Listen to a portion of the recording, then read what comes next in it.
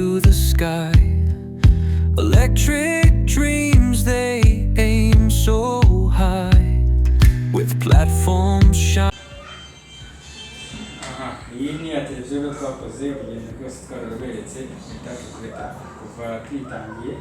Murabona ko yamaze kwaka, yitwa Electa kuse 75.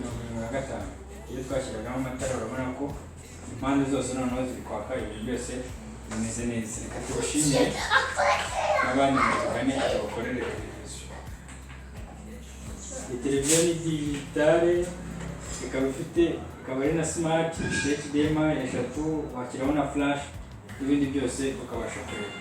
So guys, mutugane tubakorere televiziyo, tumakinga sure ko tubahaye ibintu byizewe kandi bifite uburambe. Murakoze, mukomeze gukora subscribe, like ndetse na comment. Eshuli rises. Uburanga bw'inzu yawe si amarangi cyangwa intebe ziri muri salo. Ntiwibeshye kuko ishema n'icyubahiro cy'ibyo utunze ari televiziyo nziza kandi yakorewe ahantu heza. Ahangaha niho hazira Eshuli Technology Limited. Abangaba ni inzobere mu gukora televiziyo zapfuye bifashishije ikoranabuhanga rigezweho. Banacuruza kandi ibikoresho byose bya televiziyo, nta PS n'imwe wababurana. Ibuka kandi ko hari igihe ubuzima bukwereka amahirwe ariko si buri wese uyamenya.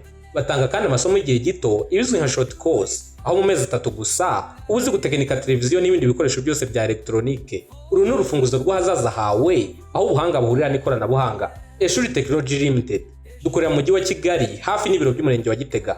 Twandikire cyangwa duhamagare kuri 078 78 53 99 0 cyangwa 078 29 64 34 Eshuli Technology Limited, source of knowledge, engine of progress. Eshuli leads with a guiding hand.